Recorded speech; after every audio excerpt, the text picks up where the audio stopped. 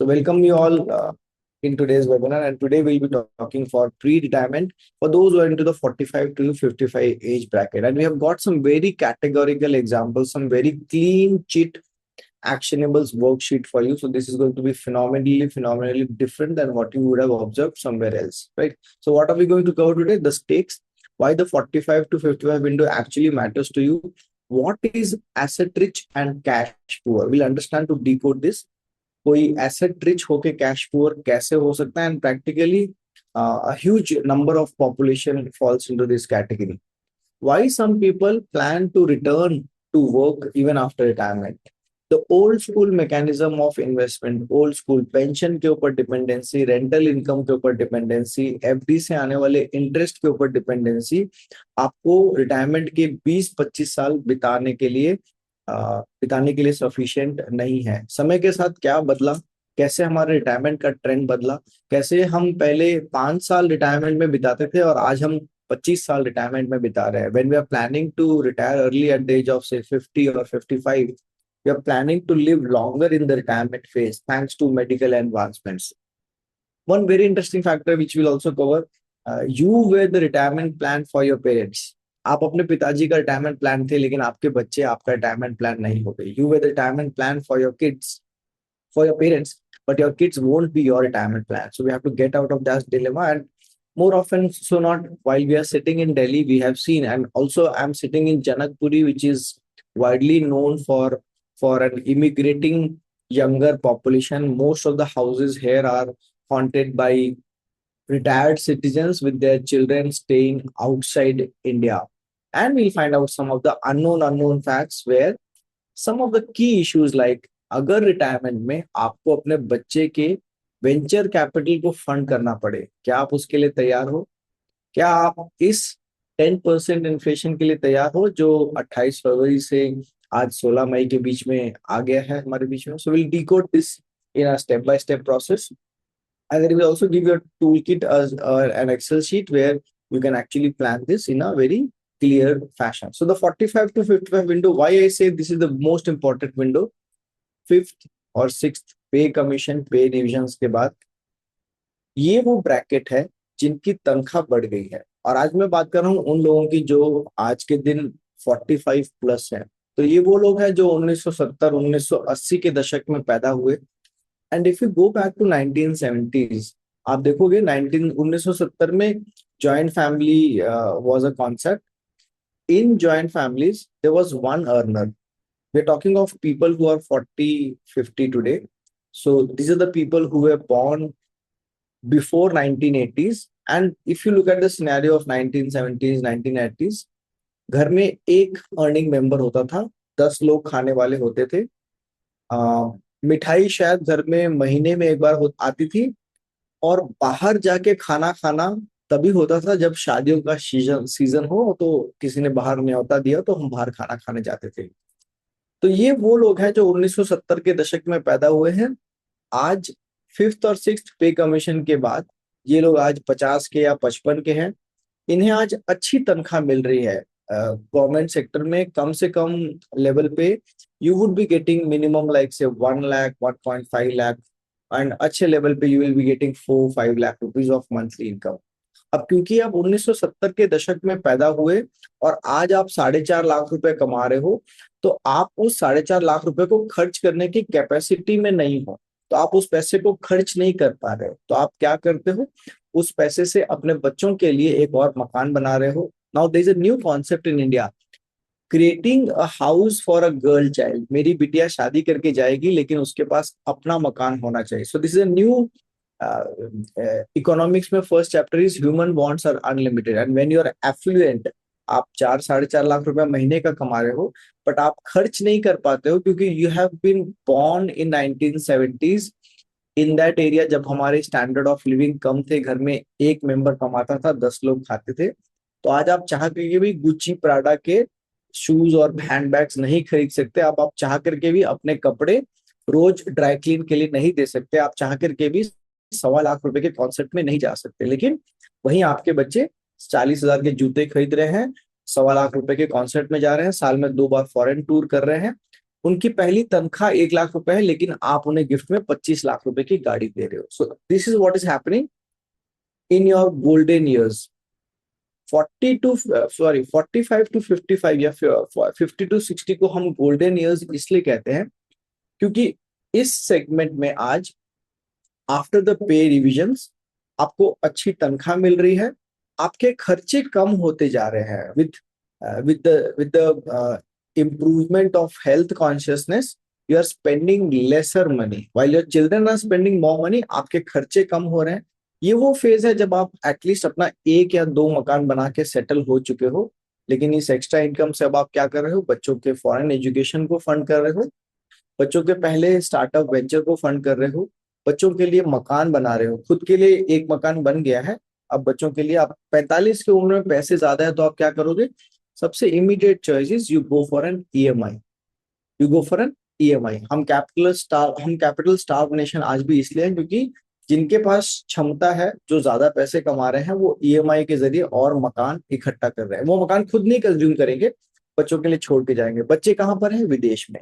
So this is the decade which matters the most. और अच्छी बात, ये वो डिकेड है जब आपका प्रोविडेंट फंड का कॉर्पस हर 3 साल में डबल होता है.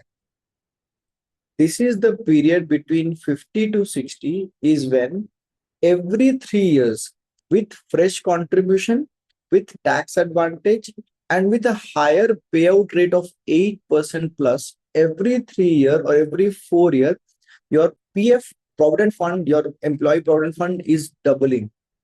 इस समय one more biggest disadvantage is most of your kids are ready for marriage.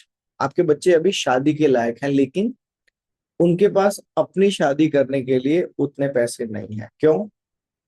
क्योंकि आप 1970 में पैदा हुए, आपकी शादी 1990 में हुई, और जब आपकी शादी हुई तो घर में 5 भाई थे और एक एक की शादी पे 10 लाख रुपए खर्च नहीं कर सकते थे पिताजी. तो आपकी शादी बहुत साधारण तरीके से हुई. आपको खेलने के लिए इलेक्ट्रॉनिक टॉयज नहीं मिले और आपको आपकी जवानी में गैजेट्स नहीं मिले. आप आज ये सारे सपने अपने बच्चों के साथ पूरा करना चाहते हो. आप उनकी शादी जोर शोर से धूमधाम से करना चाहते हो. 50 60 70 लाख रुपए, 1 1.5 करोड़ 2 करोड़ रुपए खर्च करना चाहते हो शादियों में. ये मैं साधारण मध्यम वर्गीय मिडिल क्लास कैटेगरी की बात कर रहा हूँ. आई am not talking of the upper middle class. I'm not talking of the HNI category, and I'm not talking of the big fat Ambani wedding. मैं बात कर रहा हूँ लोअर मिडिल क्लास कैटेगरी की, जो शादियों में 35 लाख से 1 करोड़ रुपए तक खर्च करना चाहते हैं, अपने सपनों को अपने बच्चों से पूरा करना चाहते हैं. आपको विदेश यात्रा करने का, विदेश में पढ़ाई करने का मौका नहीं मिला, तो you are spending this money of your golden years 50 to 60 on your child's foreign education. This is what is very impactful, very important. जो इसको समझ जाएंगे वो सही रास्ते पर चयन कर सकते हैं. Now going forward, this is the age when your net, आपके पास एक एंसेस्ट्रल प्रॉपर्टी है, आपके पास एक खुद का मकान है दिल्ली में, और आपने एक नोएडा में एक और मकान ले रखा है जिससे आप रेंटल इनकम कमा रहे हो. अब आप एक चौथा मकान लेने जा रहे हो. क्यों? क्योंकि हर महीने तनख्वाह में से खर्चा और ईएमआई काटने के बाद भी लाख रुपए बच रहा है. उस लाख रुपए से, क्योंकि आप 1970-80 में पैदा हुए थे, आपको इक्विटी का अनुभव कम है. इंडिया में फाइनेंशियल एडवाइजर की सही मायने में कमी है. आपको कोई गाइड करने वाला नहीं है, तो आपको लगता है प्रॉपर्टी ही एकमात्र साधन है. आप उस लाख रुपए से एक और ईएमआई लेकर के मकान बनाने में लग जाते हो. क्यों? अब आपको उसके पीछे रीजन चाहिए, तो आपने रीजन दिया कि भाई ये मकान, पहला मकान मेरे बेटे के लिए, दूसरा मकान अपने बिटिया के लिए. And this is what is happening with all of you. Property has become your identity. Your gold, your locker, your FD has become your identity. Now, problem is you're asset rich, you're cash poor. Immediately after the strike of 28th of February, prices have gone up. There are people in the 50 to 55 category who are working as a lawyer, who are working as an HR manager, who are working as a research analyst, who are working as IT into the IT sector. 55 साल की उम्र पे जब आपके golden दिन तैयार हो रहे थे, आपकी नौकरी चली गई. thousands of people into the IT, law, and HR domain have lost their jobs. AI is doing phenomenal job in replacing stenographers, legal drafters, HR policy makers, etc. So you're losing their job. ये समय you're losing your jobs. This is what is happening to almost many of the people in this category. Now this is going to create a problem. इस point of time पे अगर आपके पास 2 साल का पैसा, 2 साल का खर्चा लिक्विड में नहीं है, आप अपने बच्चों के ऊपर डिपेंडेंट हो रहे हो, is the biggest mistake. You are asset rich but you are cash poor. आप इस समय अपने ईएमआई को पे करने के लिए अपने मकान की एक ईंट नहीं बेच सकते हो. आप दिल्ली में रहते हो, आपने मुजफ्फरनगर में, पटना में, धनबाद में, कलकत्ता में, एर्नाकुलम में, कोचीन में अपनी पुरानी प्रॉपर्टी बना करके रखी है जो आपको एंसेस्ट्रल मिली है. आप उस प्रॉपर्टी से लगाव रखते हो, ना चाहते हुए भी उसे बेच नहीं सकते हो. इंडियन कल्चर ऐसा है कि हम सोना और प्रॉपर्टी बेचते नहीं है. So you are asset rich but you are cash poor. This is a typical Indian balance sheet. We manage basically pre-retirement and post-retirement portfolios. 3% से कम लोगों के पास कैश होता है. 3% is the cash component of their balance sheet. आपके पास 3-4 properties है, jewellery है, सब कुछ है, लेकिन आपके पास कैश नहीं है. You do not have enough mutual funds, you do not have enough liquid fund, you do not have enough deposit which you can liquidate in case of an emergency. So that's a big cash crunch for you. ऐसे समय में क्या होता है, ऐसे समय में आपके बच्चे बैंगलोर में हैं, अचानक उनकी जॉब चली गई, उन्हें कुछ पैसा चाहिए. आप क्या करते हो, अपने प्रोविडेंट फंड्स, क्योंकि आपके पास भी कैश नहीं है, आपके बच्चे को मकान का सेकेंड ईएमआई पे करना, आपके पास कैश नहीं है. आपके बच्चे को नई गाड़ी ली है, उसकी ईएमआई पे करने, आपके पास कैश नहीं है. आपकी ईएमआई चल रही है, आपके पास कैश नहीं है. तो आप क्या करते हो, आपके बच्चे की शादी तय हो गई अचानक से, आपके पास कैश नहीं है. I recently met 2 days ago another person 53 years old. Provident fund अब जब तेज गति से चढ़ने जा रहा है, 53 वो एज है जब आपका प्रोविडेंट फंड एकदम फुल तेजी से, जस्ट जब कोई एयरप्लेन उड़ान भरता है तो उसके पहले वो अपने सबसे हाईएस्ट स्पीड पे होता है. 53 is that speed when your provident fund is running at the fastest pace and it is ready to take off. इस टेक ऑफ के टाइम पे आपने अपने एयरप्लेन का पावर कनेक्शन कट कर दिया, फ्यूल कनेक्शन कट कर दिया. 53 के एज पे जब आप अपने बच्चों की शादी के लिए प्रोविडेंट फंड से पैसे निकाल रहे हो, you are losing the compounding. वो पैसा आप 4 गुना लॉस कर रहे हो. इट्स अ 4 टाइम लॉस, क्योंकि 53 से 60 के बीच में आपका पीएफ का पोर्टफोलियो एटलीस्ट 4 गुना हो जाएगा. You are losing that. That's the biggest mistake. और ये आप इसलिए करते हो because there are not enough liquid assets in your balance sheet. So we're first trying to identify the problems. Don't get me wrong. Some of you may be on the correct path. Some of you may be on the wrong path.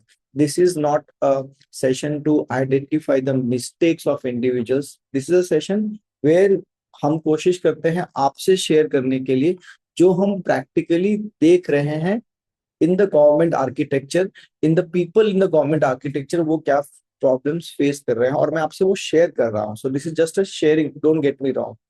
How to fix this? सबसे पहले 24 महीने का liquid fund. Bank FD में पैसा ना कमाए कोई असुविधा नहीं है, लेकिन बैंक एफडी में या लिक्विड म्यूचुअल फंड में 24 महीने का आपका खर्चा होना चाहिए.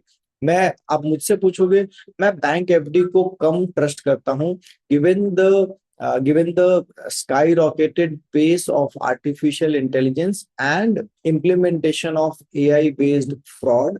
बैंक एफडी से पैसा निकालना किसी भी फ्रॉडस्टर के लिए बहुत आसान है. आप प्रेफरेबली उस पैसे को बैंक एफडी की जगह 24 महीने के खर्चे को लिक्विड म्यूचुअल फंड में रखें. आपका टैक्स कम लगेगा, पैसा ज्यादा सेफ रहेगा. टैक्स कम लगेगा, पैसा ज्यादा सेफ रहेगा. ये एक और सिनेरियो है. इस समय आप अपने प्रॉपर्टी की नेटवर्थ की कैपिंग लगा दीजिए. अगर आपकी नेटवर्थ में 50% वैल्यू इज प्रॉपर्टी, इसकी कैलकुलेशन आपको करनी पड़ेगी एक कागज पे. Within 5 minutes you can put down the value of your ancestral property, value of your current house, value of your second house which you are holding, value of any other plot और property which you are holding, value of your gold, jewellery, bars, coins, and the value of a mutual fund, PF, NPS, etc. Once you put it, you will be able to identify अगर property is more than 50% of your net worth, you have to put a cap. You cannot buy any more property. Then it will be overweighted in one category. Ours is a oil dependent economy and property cannot continue to go against the price of oil. Remote area में property की value तभी बढ़ सकती है जब वो area commutable हो, जब उस एरिया तक जाने के लिए आपकी गाड़ी में पेट्रोल और डीजल हो। इलेक्ट्रिक कार्स का अभी तक हमारे पास एक रीजनेबल इंफ्रास्ट्रक्चर नहीं है। So if you are still thinking of buying a property outside the city area, outside the metro jurisdiction area, it's a big no no. इस समय में it's a big no no, नहीं ले सकते आप। So these are some of the most important pitfalls. Another big thing which we have observed in the retirement planning, retirement आपकी हो गई, 30 तारीख तक आप अपनी कंपनी के एग्जीक्यूटिव डायरेक्टर थे, चीफ मैनेजिंग डायरेक्टर थे, डायरेक्टर प्रोजेक्ट्स हो, चीफ जनरल मैनेजर हो, मैनेजर फाइनेंस हो। रिटायरमेंट की डेट तक 30 मई तक आपके ऑफिस में हलचल मची हुई है। 30 तारीख को आपकी रिलीज है, उस दिन भी एक बंदा आपके पास आ रहा है, सर इसका बता दीजिए क्या सॉल्यूशन है। 1 तारीख को आपके पास कोई पूछने नहीं आ रहा है। Until 30th, you are so tied up in your office, you do not have space to breathe. On the first, you have nothing to do. ये जो वैक्यूम है, this vacuum kills a lot of retirees. You would have observed, if you are in a meeting room, अगर आप एक meeting room में हो, meeting चल रही है, जो मेंटोर है या जो डिस्क्रिप्शनर है या जो लेक्चरर है वो बात कर रहा है, तब तक आप उसे सुन रहे हो। अगर 10 सेकंड का टेक्निकल ग्लिच हुआ, 10 सेकंड के लिए स्पीकर बात करना बंद कर देता है, everybody goes into his mobile phone. आप मेट्रो में ट्रैवल करते समय नहीं देखोगे कि कोई अपने मोबाइल फोन नहीं देख रहा है। आप एयरप्लेन में जब जब बोर्ड करते हो, जब आप एयरप्लेन में बोर्ड करते हो, सबके सर उनके मोबाइल फोन में है। जब तक एयर होस्टेस इंस्ट्रक्शन नहीं देती अब आपको फोन स्विच ऑफ करना पड़ेगा, तब तक ऑफ नहीं होते। और जब फोन स्विच ऑफ होता है तब आपको रियलाइज होता है कि आपके बगल में जो बैठा है वो शायद आपका दोस्त है। So we are so despondent with things around us that on the 1st of June, when you retire, you have nothing to do. You have nothing to. That vacuum forces more than 70% of people, more than 80% of people to return back to work. Have you tried to develop a hobby? I met a government servant day before yesterday, and he was playing 2 hours of golf every day. And he has structured his plan कि मैं अपना मकान greater Noida में वहां golf course के पास ले रहा हूं and I will have a full life of activity. I am working with one more senior citizen who retired from one of the biggest power utilities of India. उनके पास retire होने के बाद भी समय नहीं है। क्यों? क्योंकि वो दिन में सुबह 2 घंटे गोल्फ खेलेंगे। His day after retirement starts at 6:30। Retire होने के बाद उनका दिन सुबह 6:30 बजे शुरू होता है और उनका दिन शाम को 8:30 बजे खत्म होता है। मैं जहां टेनिस खेलने जाता हूं वहां पे मैं सबसे यंग हूं और मैं सबसे इनकॉम्पिटेंट हूं, क्योंकि मैं 40 का हूं, वहां पे 50, 60, 65, 70 साल के लोग खेलने आते हैं और मैं उनसे 3-1, 5-1 से मैच हार रहा हूं, क्योंकि उनके पास एक हॉबी है। They are looking forward every evening 5:30 PM to be on the tennis court. क्या आपके पास ऐसी कोई हॉबी है, कोई ऐसी सोशल एक्टिविटी है which keeps you engaged after retirement? Now this is non financial but this is very important. इसमें finance कहां पर है? उस टेनिस कोर्ट पे खेलने के लिए पैसे लगते हैं, उस सोशल एक्टिविटी रोटरी क्लब में जाने के लिए पैसे लगते हैं। Have you prepared that club membership for your retirement? If not, do it now.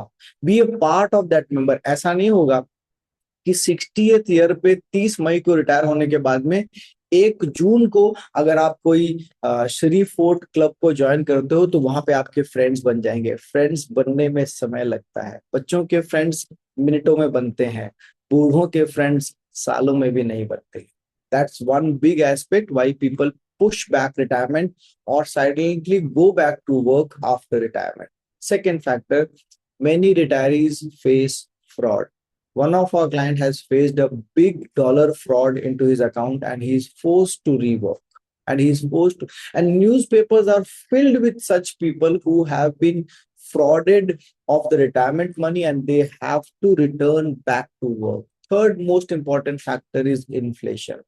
हमें लग रहा था रिटायर होने के पहले कि इन्फ्लेशन 5 या 6% है। हमें लग रहा था कि घर का खर्चा 1 लाख रुपए महीने से आराम से चल जाएगा। रिटायर होने के 3 साल बाद रियलाइज हुआ कि खर्चा 1 लाख से 2 लाख हो गया है। रिटायर होने के पहले गवर्नमेंट या कंपनी हमें ड्राइवर, गार्डनर, कुक फैसिलिटीज दे रही थी, एचआरए दे रही थी, लीव ट्रैवल अलाउंस दे रही थी, पेट्रोल का अलाउंस दे रही थी। रिटायर होने के बाद ये सारे खर्चे खुद देने पड़ेंगे।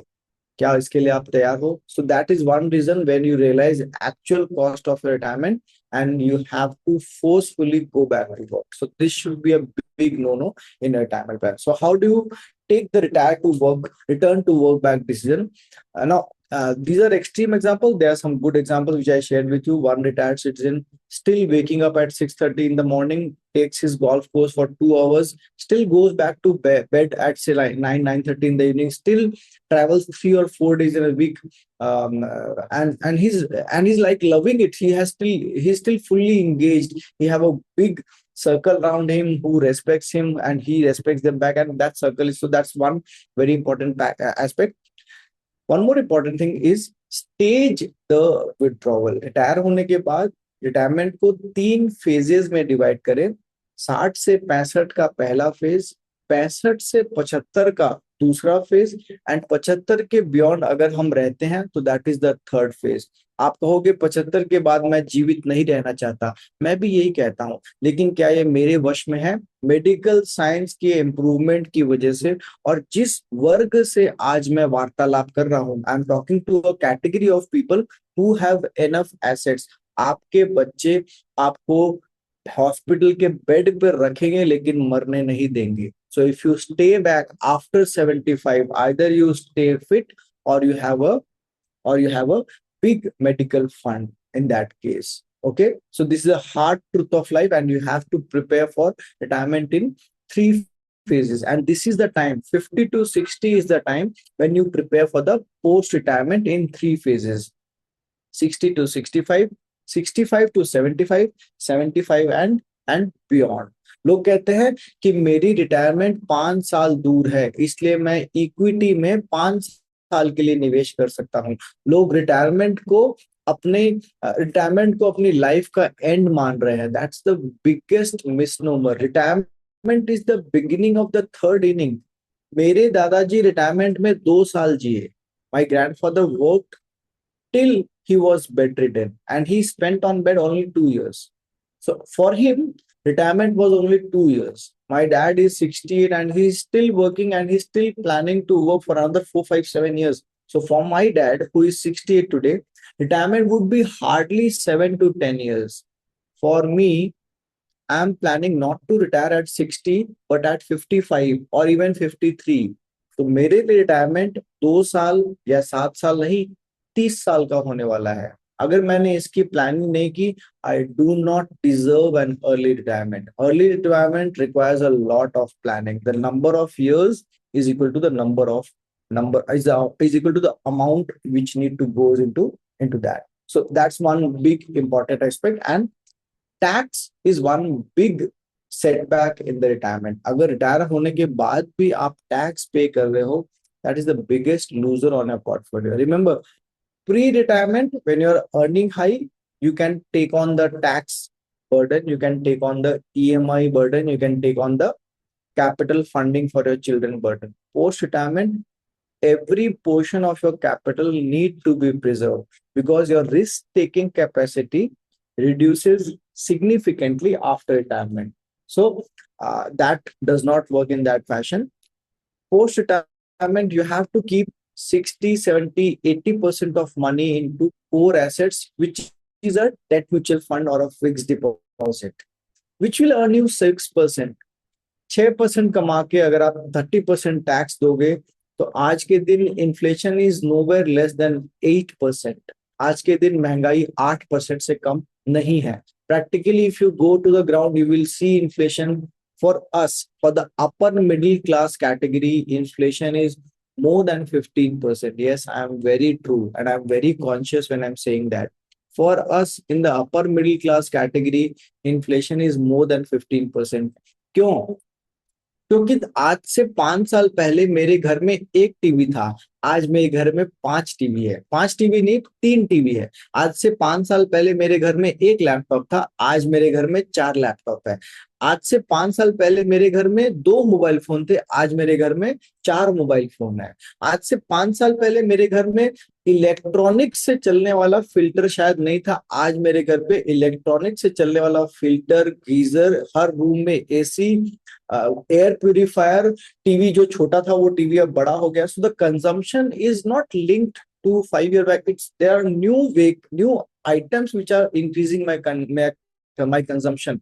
So my inflation is, आज से 5 साल पहले मेरा इलेक्ट्रिसिटी का बिल 1200 रुपए आता था। मेरी गाड़ी तभी भी 1200 रुपए में टंकी फुल होती थी। आज गाड़ी की टैंक 4000 रुपए में फुल होती है। पहले वो एक बार टैंक फुल करके 1 हफ्ते चलता था, आज एक बार टैंक फुल करके 3 या 4 दिन ही चलता है। So that is where inflation is going under the hood and eating our balance sheet from inside. It's like a termite. वो एक टर्माइट की जैसे है जो हमारी बैलेंस शीट को अंदर से खोखला कर रही है। So you have to prepare. इस फेज में आप टैक्स टैक्स में पैसा नहीं गंवा सकते। You have to plan for tax efficient instruments, debt mutual fund, very simple and very efficient tax neutral instrument. Some of the old school thoughts of investment, हमें लगता था रिटायरमेंट के बाद में जो दिल्ली, नोएडा, गुड़गांव में जो फ्लैट है, फरीदाबाद में मेरा एक फ्लैट है, उससे जो किराया आ रहा है उससे मेरा काम चल जाएगा।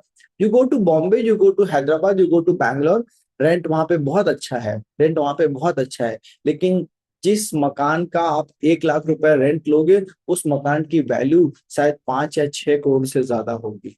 सो the rental yield comes down to less than 2%। उस रेंटल यील्ड में फिर आपको उस मकान की मेंटेनेंस भी करवानी है, उस रेंट के ऊपर में आपको टैक्स भी पे करना है, और उस मकान की अगर 2 महीने खाली रह गया तो वो रेंट का लॉस भी आप ही को क्लियर करना है।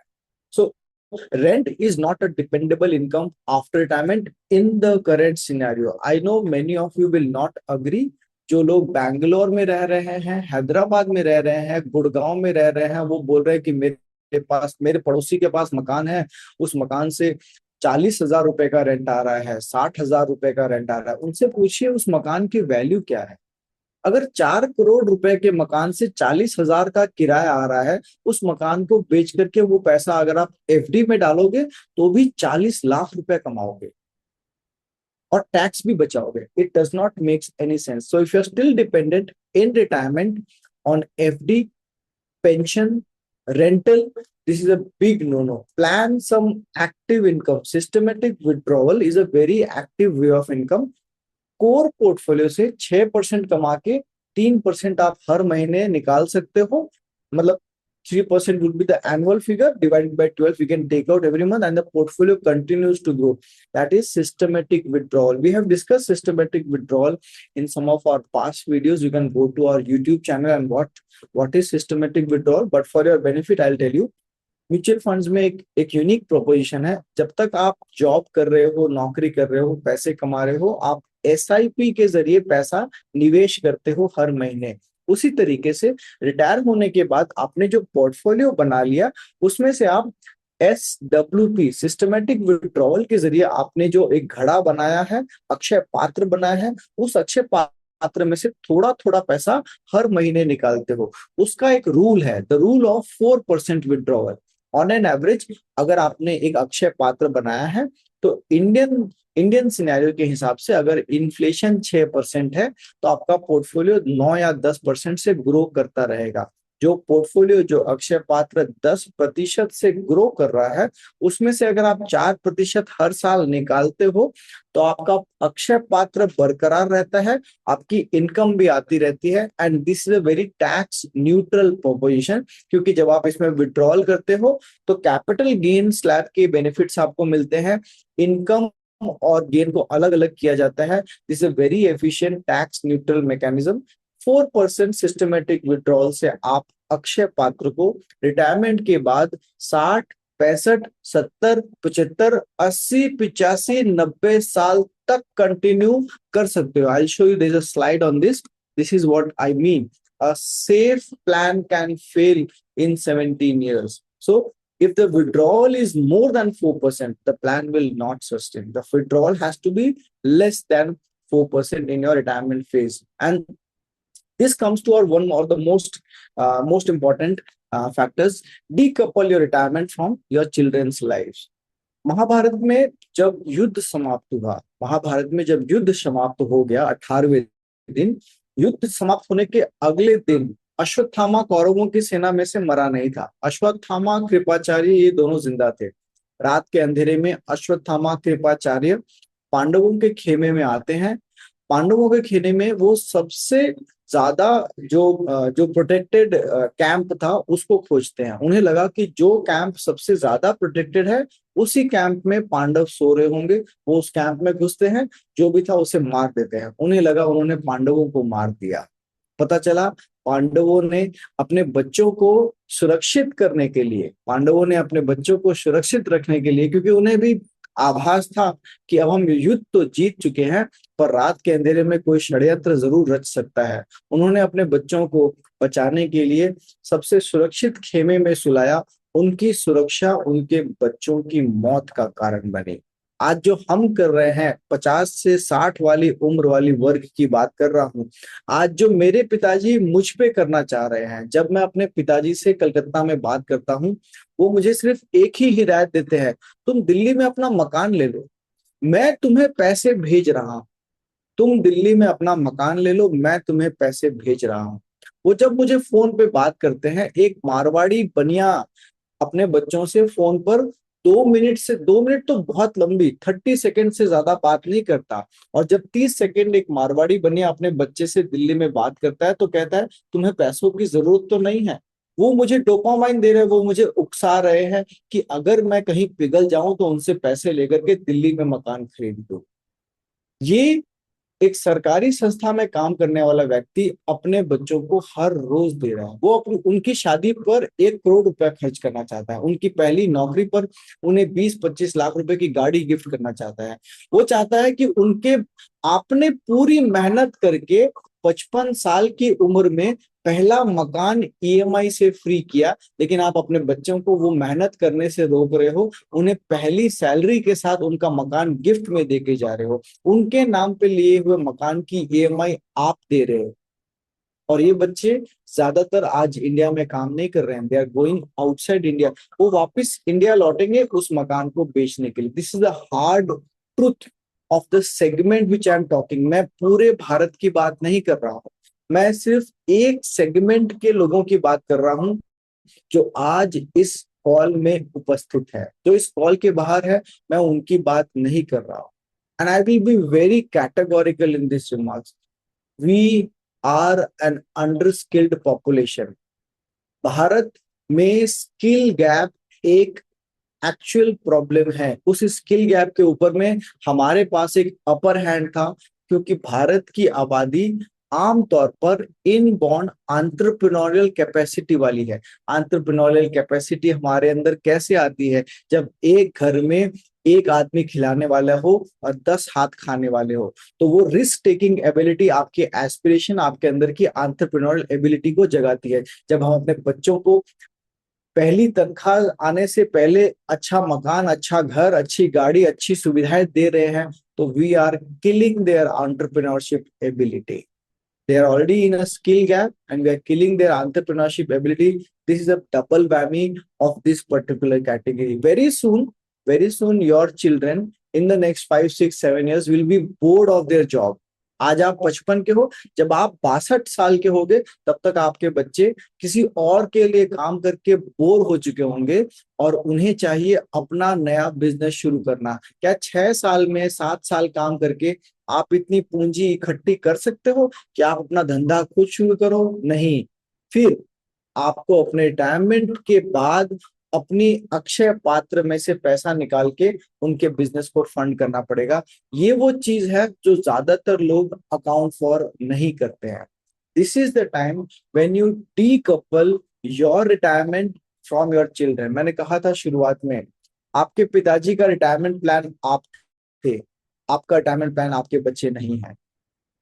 आप अपने बच्चों की एस्पिरेशंस को फुलफिल करना चाहते हो, क्योंकि आपको बचपन में महंगे खिलौने नहीं मिले, आपको जवानी में गैजेट्स नहीं मिले, आपकी पहली गाड़ी शायद आपने 40 साल की उम्र के बाद ली, आपका पहला मोबाइल फोन शायद आपने अपनी 5वीं या 6ठी साल की तनख्वाह के बाद लिया। लेकिन आप अपने बच्चों को वो सारी चीजें देना चाहते हो। आपकी शादी पर शायद 10 लाख रुपए खर्च नहीं हुए, आपकी शादी में शायद ढोल नगाड़े और बादाम की बर्फी नहीं बटी हो, लेकिन आप वो अपनी सारी इच्छाएं अपने बच्चों के थ्रू पूरी करना चाहते हो।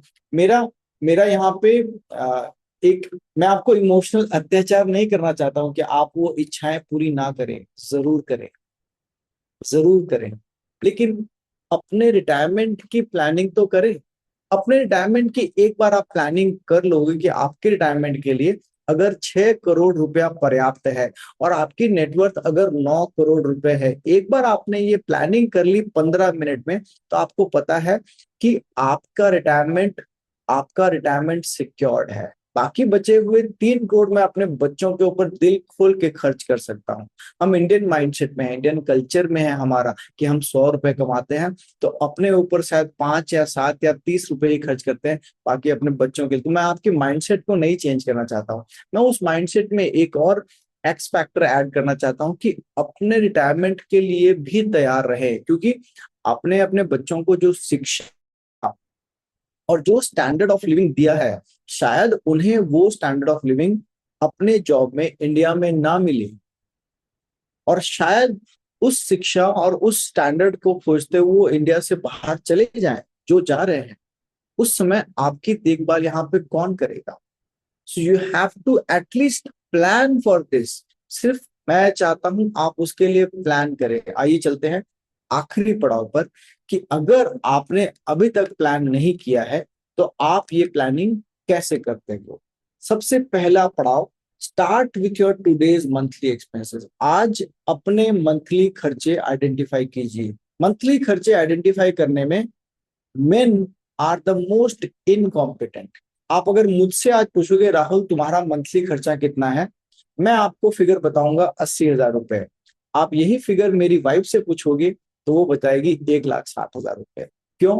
क्योंकि बहुत सारे ऐसे खर्चे हैं, जब मैं ऑफिस में हूं तो मेरे पीछे से वो कर रही है, गार्डनर को पैसे देने, ड्राइवर को पैसे देने, प्लम्बर आया वॉशिंग मशीन, प्लम्बर आया प्लम्बिंग का काम कराया, वॉशिंग मशीन खराब हो गई उसे ठीक कराया, अर्बन कंपनी से किसी को एसी सर्विस करने के लिए बुलाया, किचन साफ करने के लिए अर्बन कंपनी से किचन डीप क्लीन करने वाले को बुलाया।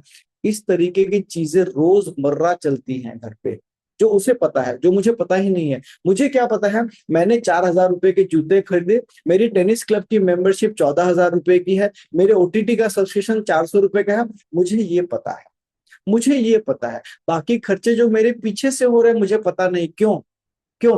क्योंकि हर महीने में 2.5, 3, 4, 5 लाख रुपए कमा रहा हूं, खर्च 1 लाख भी नहीं कर पाता हूँ। क्यों? क्योंकि मैं उस समय पैदा हुआ था जब खर्च करने की कैपेसिटी नहीं थी। मैं आज भी खर्च नहीं कर पा रहा हूँ। इस गोल्डन पीरियड में मैं जरूरत से ज्यादा कमा रहा हूं, पैसा खर्च भी हो जाता है, बैंक में कभी पैसों की कमी नहीं रहती, इसलिए मैं खर्चे का सही मुआयना नहीं लगा पाता। Sit down with your wife once and do this calculation. आपके बेनिफिट के लिए we have created an excel file. इस एक्सेल फाइल पे हमने सारे खर्चों को आइडेंटिफाई करने की कोशिश किया, and you will be surprised what detail we have done. So let me put this in full screen so that you can see what I'm trying to show. Fantastic.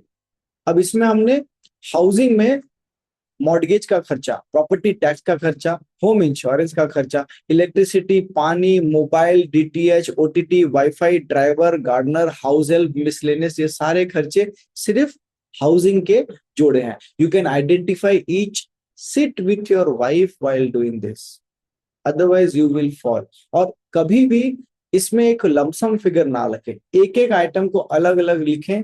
You will be able to identify the actual expenditure. Living expenditure में fooding, clothing, personal, miscellaneous, जब आप ये करते हो, एक बार जो UPI application आपके mobile पे है उसको खोल के पिछले महीने की स्पेंडिंग निकाल लेना. एक बार अपने यूपीआई को खोल के पिछले महीने की स्पेंडिंग निकाल लेना. जोमेटो, स्विगी, अमेजोन, फ्लिपकार्ट पे जो हमारा खर्चा है वो दिमाग में नहीं रहता, वो खर्चा यहाँ पे लिख सकते हो आप. Medical expenses, health, long term care, term insurance, medical insurance, miscellaneous etcetera has to be. आज के दिन में gymming, medical care, probiotics is also an additional expenditure which we should account for. Transportation में auto loan, fuel reimbursements, miscellaneous, गाड़ियों की maintenance, गाड़ियों के insurance, these are specific expenditures. You should keep a track of this. Recreational में आपके hobbies, आपके घर पे एक पेट है, दो पेट है, उनके मैनेजमेंट, उनका ट्रेनिंग, उनका कोच, उनका मेंटेनेंस, आपके ट्रैवलिंग के खर्चे, साल में 2 बार डोमेस्टिक हॉलिडे मना रहे हो, एक बार फॉरेन हॉलिडे मना रहे हो. अब तो खैर मोदी जी मनाने नहीं दे रहे, वो अलग बात है, बट जो भी मना रहे हो उसका खर्चा आपको रखना पड़ेगा. सोशल एक्टिविटीज, आप किसी क्लब के मेंबर हो, आप रोटराक्ट क्लब के मेंबर हो, जीतो के मेंबर हो, किसी सैटरडे क्लब में जाते हो, पार्टीज वगैरह के थ्रो करते हो, ऑकेजनली बच्चों के बर्थडे की पार्टी, अपनी एंगेजमेंट की, अपनी अपनी एनिवर्सरी की party and all you throw, so that has to be accounted for. And then children and family expenses, बच्चों की स्कूल की फीस, उनकी ट्यूशन की फीस, उनकी कोचिंग की फीस, उनके समर कैंप की फीस, उनके स्कूल के हॉलीडेज की fees, everything has to be accounted for. So this is a very extensive excel file.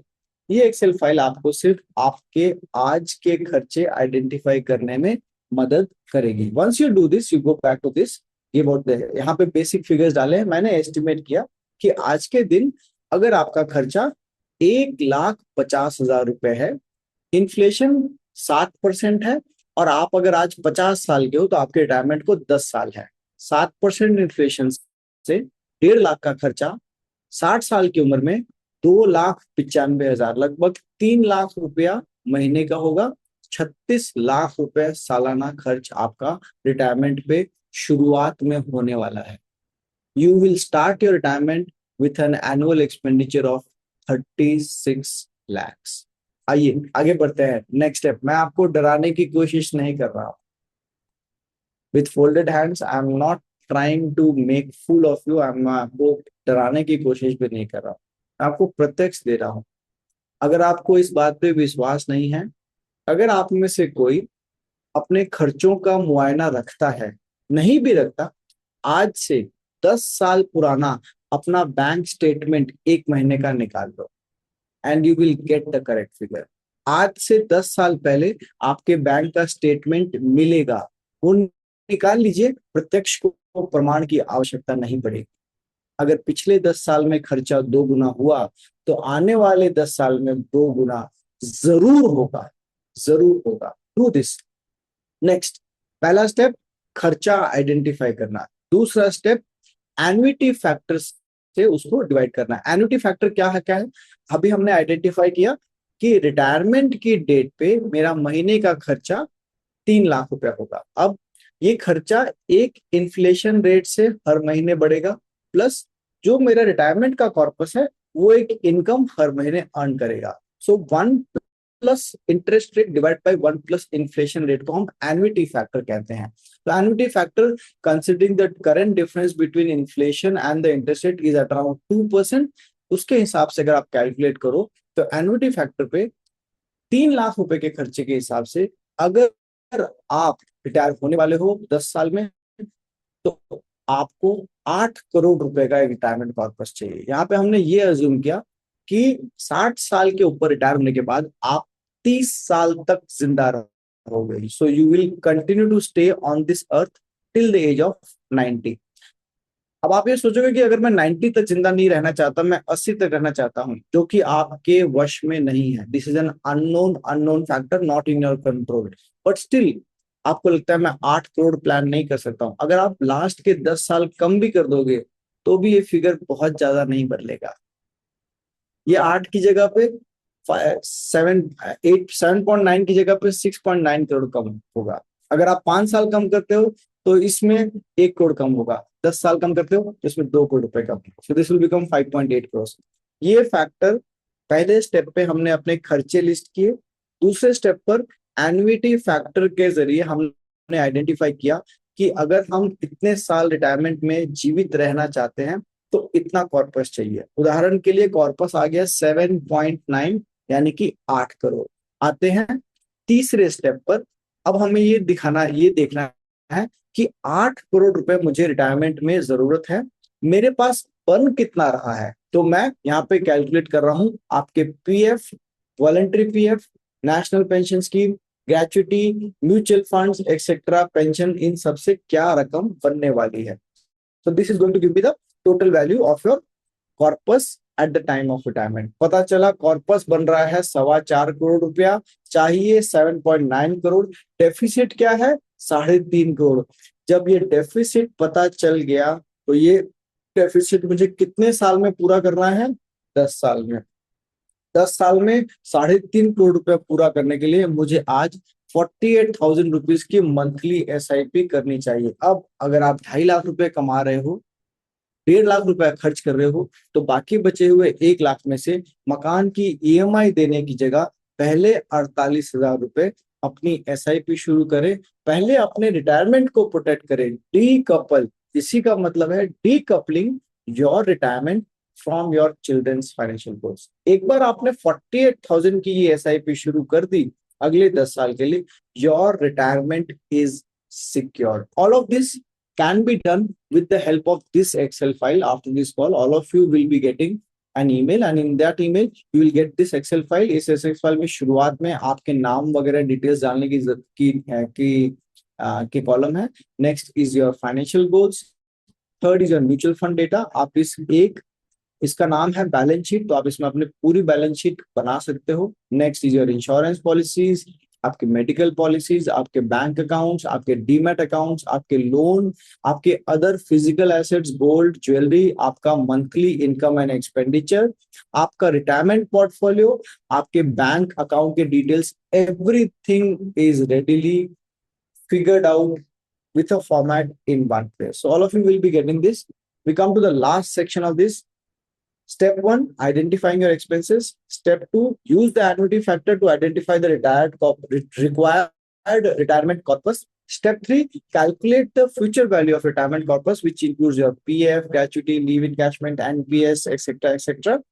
Then step 4, find the gap and fulfill the gap। So these are the 4 stages। Last stage, 48,000 आपने identify कर लिया, 10 साल की SIP करनी है, identify कर लिया। इसे करने के लिए आपके पास निवेश के साधन क्या है? पहला साधन इक्विटी म्यूचुअल फंड, जैसा हम हर बार कहते हैं, large cap, mid cap, small cap, gold और ग्लोबल, इनमें मिला के करें। दूसरा साधन, आप NPS टायर 1 में भी एक्स्ट्रा अमाउंट 48,000 पर मंथ डाल सकते हो, टैक्स का बेनिफिट भी मिलेगा। सॉरी, 48,000 पर मंथ नहीं, 5,000 पर मंथ तक ही आपको NPS में टैक्स का बेनिफिट मिलेगा। आप अगर वॉलेंट्री PF कर सकते हो तो वो भी कर सकते हो, लेकिन ध्यान रहे वॉलेंट्री PF में it's a tax negative instrument, क्योंकि वॉलेंट्री PF में जो भी आप पैसा निवेश कर रहे हो उसमें आपको टैक्स का कोई भी बेनिफिट नहीं मिलेगा, बल्कि वॉलेंट्री PF पे जो भी आपका प्रोविडेंट फंड पैसे अर्न करेगा 8% की रेट से, उस पे सरकार 30% टैक्स काटेगी। Right? So better is to go for an equity mutual fund और NPS और अ डेट म्यूचुअल फंड, क्योंकि डेट म्यूचुअल फंड में अगले 10 साल आप 8% कमाओगे लेकिन 30% टैक्स नहीं दोगे। So these are some of the option.